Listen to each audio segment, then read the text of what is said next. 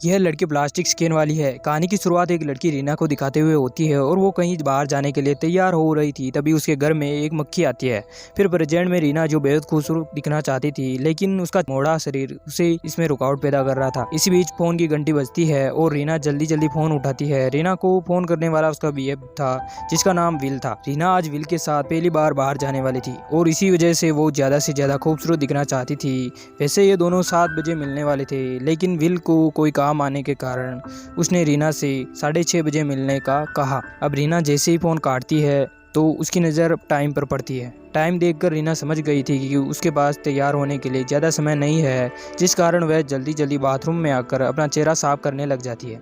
अब रीना अपने चेहरे की सफाई कर रही थी और मक्खी भी उड़कर उसके पास आ जाती है। चेहरा साफ करते करते रीना की नज़र एक पिंपल पर पड़ती है जो उसकी नाक पर नजर आ रहा था। यह पिंपल रीना को बहुत बुरा लगता है। वो उसे हटाने की कोशिश करती है, लेकिन वो नहीं हटता। इस पिंपल से दुखी होकर रीना को रोना आ जाता है और रोते रोते वो अपना चेहरा अपने हाथों से ढक लेती है और मक्खी रीना को लगातार रोते हुए देख रही थी। रीना को रोते हुए देखकर मक्खी उसकी मदद करने का फैसला करती है, जिसके बाद बाथरूम में एक मक्खी जादू करती है। क्या हमें पता चलता है कि ये मक्खी एक जादुई मक्खी है जो लोगों की हेल्प करती है। फिर थोड़ी देर रोने के बाद जब रीना अपने चेहरे से हाथ हटाती है तो उसके चेहरे पर उंगलियों के निशान बन गए थे। ये निशान देखकर रीना और भी परेशान हो गई थी, क्योंकि अब उसका चेहरा खराब दिखने लगा था। वो जल्दी जल्दी इन्हें भी छुपाने की कोशिश करती है और इस बार उसके निशान छुप जाते हैं।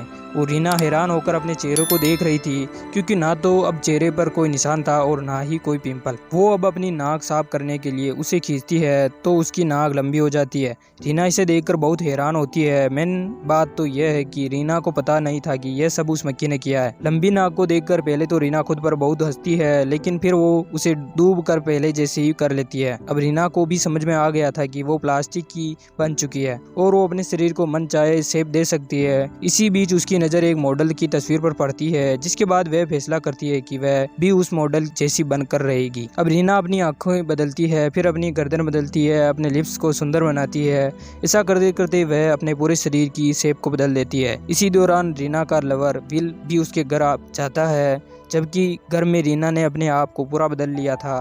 रीना इस समय अपने आप में ही खोई हुई थी, लेकिन जैसे ही विल बेल बजाता है तो उसकी आवाज़ सुनकर रीना डर जाती है। रीना समझ चुकी थी कि विल आ गया है। घर के बाहर खड़ा विल कई बार बेल बजाता है, लेकिन रीना में दरवाज़ा खोलने की हिम्मत नहीं थी, क्योंकि उसकी स्किन प्लास्टिक की हो चुकी थी और जोश जोश में रीना ने खुद को पूरी तरह बदल लिया था। रीना को अब डर लगने लगा था कि पता नहीं विल उसका नया रूप पसंद करेगा या नहीं। विल अब दरवाजे रीना पर गुस्सा भी करने लगता है, मगर रीना नया रूप देखकर उदास हो गई थी। वो पहले जैसे ही दिखना चाहती थी, लेकिन अब समय कम था। रीना के पास इतना समय नहीं था कि वो खुद को पहले जैसा ही बना सके। इस कहानी का मेन मुद्दा यह है कि आप जैसे हो वैसे ही बढ़िया हो।